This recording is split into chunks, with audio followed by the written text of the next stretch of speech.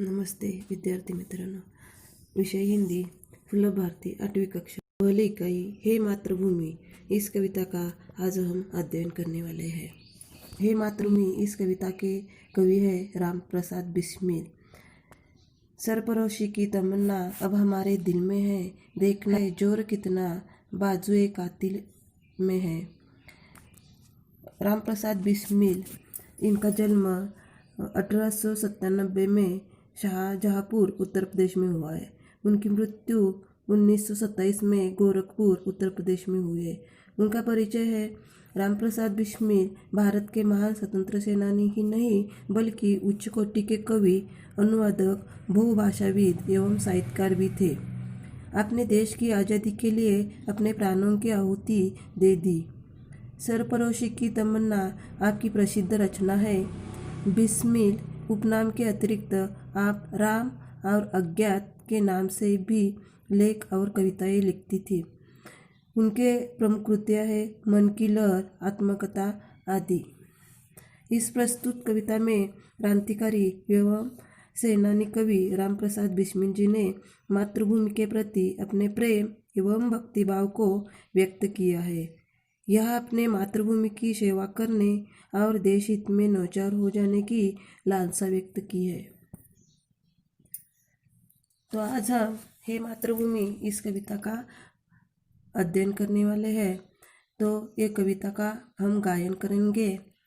हे मातृभूमि तेरे चरणों में मैं शीश नवाऊं, मैं भक्ति भेंट अपनी तेरी शरण में लाऊं। माथे पे तू हो चंदन, छाती पे तू हो माला, जीवा पे गीत तू हो मेरा, तेरा ही नाम गाऊं।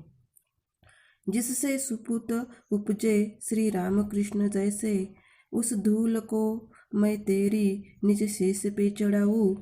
माई समुद्र जिसकी पदरज को नित्य धोकर, करता प्रणाम तुझको मैं वे चरण दबाऊं। सेवा में तेरी माता मैं भेदभाव तजकर, वो पुण्य नाम तेरा प्रतिदिन सुन सुनाऊं। तेरा ही काम आऊं, तेरा ही मंत्र गाऊं, मन और देह तुम पर बलिदान में जाऊं। हे मातृभूमि तेरे चरणों में शीश नवाऊं, मैं भक्ति भेंट अपनी तेरी शरण में लाऊं। तो पहली पंक्तियां है जिसका आज हम अध्ययन करने वाले हैं। पहली दो पंक्तियां है, हे मातृभूमि तेरे चरणों में शीश नवाऊं, मैं भक्ति भेंट अपनी तेरी शरण में लाऊं। ये जो प्रस्तुत पंक्तियां है, इस पंक्तियों में कवि कहते कि हे मातृभूमि मैं तेरे सिर झुकाता हूँ और मैं अपनी भक्ति रूपी जो भेंट लेकर तेरी शरण में आना चाहता हूँ। इस तरह कवि प्रस्तुत कविता में अपना प्रेम व्यक्त करते हुए कहते हैं कि हे मातृभूमि तेरे चरणों में अपना मस्तक झुकाता हूँ और अपने भक्ति की भेंट आपको अर्पित करता हूँ। इस प्रकार मातृभूमि के प्रति जो प्रेम है वो इसमें बताया गया। इसके बाद है दूसरा पद जिसमें लिखा है, माथे पे तू हो चंदन, छाती पे तू हो माला, जीवा पे गीत तू हो मेरा, तेरा ही नाम गाऊं। तो इस पंक्तियों में कवि कहते हैं कि माँ मेरे मस्तक पर तुम ही चंदन के समान विराजित हो, तुम ही मेरे हृदय पर माला के समान सुशोभित हो। माँ मेरी जीवा पर केवल तेरा ही नाम हो और मैं सदा तेरा ही गुणगान करता रहूँ। ऐसा इन पंक्तियों में कहते। अंत में वह कहते कि कवि मस्तक पर यानी कवि के मस्तक पर ये जो मातृभूमि है उसको वह चंदन के समान और अपने छाती पर माला के समान सुशोभित है और अपनी जीवा पर मातृभूमि के गीत जो है वह सदैव रहते हैं, ऐसा उन्होंने इसमें कहा है। इसके बाद है तीसरा पद, उसमें सुपुत उपजे श्री राम कृष्ण जैसे, उस धूल को मैं तेरी निज शीश पे चढ़ाऊं। कवि कहते हैं कि इस भूमि के श्री राम कृष्ण जैसे जो सुपुत्र है, इन सुपुत्रों का जन्म इस मातृभूमि ने उन्हें दिया है। ऐसी जो मातृभूमि है, इस मातृभूमि की रज को मैं नित्य अपने शीश पर चढ़ाना चाहता हूँ। इस प्रकार कवि कहते हैं कि जिस भूमि पर राम और कृष्ण जैसे सुपुत्र यानी अच्छे पुत्रों का जन्म इस मातृभूमि पर उन्होंने लिया है और उन सुपुत्रों ने उनके महान कार्यों से धरती पावन बनी हुई है और उस धूल को मैं अपने सिर पर लगाना चाहता हूँ, ऐसा कवि ने इस पंक्तियों में हमें कहा है। इसके बाद है चौथा पद, उसमें कवि कहते हैं कि माई समुद्र जिसकी पद रज को नित्य धोकर करता प्रणाम तुझको मैं वे चरण दबाऊं। इस पंक्तियों में कवि हमें कहते हैं कि हे माँ, समुद्र सदा तुम्हारे जिन चरणों को धोकर तुम्हें प्रणाम करता है, मैं उन चरणों को दबाना चाहता हूँ और उन चरणों की सेवा करना चाहता हूँ। इस पंक्तियों के माध्यम से कवि कहते हैं कि जिसके चरण को छूकर सागर प्रणाम करता है और उन चरणों को दबाकर मातृभूमि की सेवा करना चाहते हैं।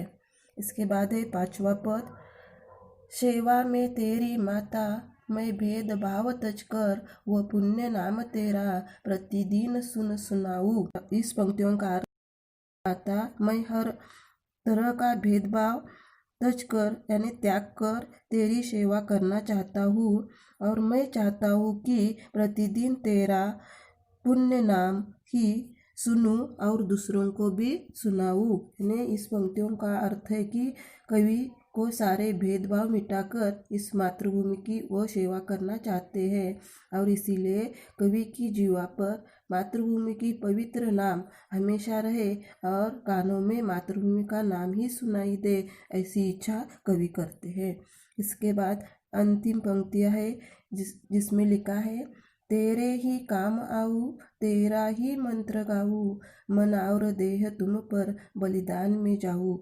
इस पंक्तियों का अर्थ है, कवि कहते कि मैं मंत्र के रूप में तेरा ही नाम जपता रहूँ और जिसकी रूप में हो सके तो मैं तेरे लिए समर्पित रहूँ, मैं अपना तन और मन तेरे लिए बलिदान कर दूँ। इसलिए कवि कहते हैं कि कवि का जीवन जो है, जो मातृभूमि के लिए काम आए, उनकी यही लालसा है कि उनका तन मन जो है वो मातृभूमि पर वो न्यौछावर करना चाहते हैं, अर्पण करना चाहते हैं, समर्पित करना चाहते हैं। इस प्रकार हमने पहली कविता यह मातृभूमि, इस कविता का हमने अध्ययन किया है। इस प्रकार हे मातृभूमि, इस कविता से हमें यह सीख मिलता है कि मातृभूमि स्वर्ग से भी महान है, उसकी सेवा करना मनुष्य का कर्तव्य है। मातृभूमि के प्रति व्यक्ति के मन में प्रेम और भक्तिभाव होना चाहिए। मनुष्य को अपना सर्वस्व अर्पण करके देश हित के लिए सदैव तत्पर रहना चाहिए। यह बात इस कविता के माध्यम से हमें बताई गई है। इसके बाद तुम अपने नोटबुक में इस कविता के आए हुए जो शब्द लिखना है। पहला शब्द है नवाना। नवाना यानी झुकाना, शीश यानी सिर, जीवा यानी जीभ, रज यानी धूल, यानी नौछावर, देह यानी शरीर, माता यानी मस्तक, पद यानी चरण। इसके बाद है लयात्मक शब्द, इसे ही तुकांत शब्द इससे जाना जाता है। तुकांत शब्द ने समान उच्चार जिसमें लय होता है, ऐसे जो उच्चार होते हैं उन्हें तुकांत या लयात्मक शब्द कहा जाता है। नवाऊ, लाऊ, चढ़ाऊ, दबाऊ, धोकर, तजकर, गाऊ, जाऊ, ऐसे इस पंक्तियों के कुछ लयात्मक शब्द हैं। इसके बाद है इस पाठ का हम स्वाध्याय कृति पत्रिका का अध्ययन कर ले। इस कृति पत्रिका में हमें बताया गया है, पहला प्रश्न है तो उसमें लिखा है कि मातृभूमि की विशेषताएं। इसमें मैंने 4 विशेषताएं बताई है, इसके अलावा भी अन्य विशेषताएं इसमें है। तो कृति पत्रिका, यह प्रश्न पहला है, इसमें हमें आकृति पूर्ण करने की बात कही है। इसमें पहली आकृति है, उसमें बताया है कि मातृभूमि की विशेषताएं। मातृभूमि की बहुत सारी विशेषताएं है, इसमें से हम 4 विशेषताएं मैंने यहाँ दी है, तुम और भी लिख सकते हो। पहली विशेषता है श्री रामकृष्ण जैसे सुपुत्र पैदा हुए। दूसरी विशेषता है समुद्र नित्य चरण धोकर प्रणाम करता है। तीसरी विशेषता है पावन भूमि और चौथी विशेषता है पुण्य नाम। इसके बाद दूसरा प्रश्न है, एक शब्द में उत्तर लिखिए। इसमें पहला अंक है मातृभूमि के चरण धोने वाला, तो उत्तर है समुद्र। दूसरा प्रश्न है प्रतिदिन, उत्तर है मातृभूमि जिसे हम भारत माता इस नाम से जानते हैं। तीसरा तीसरा प्रश्न है, कवि इसका त्याग करना चाहते हैं। उत्तर है भेदभाव का।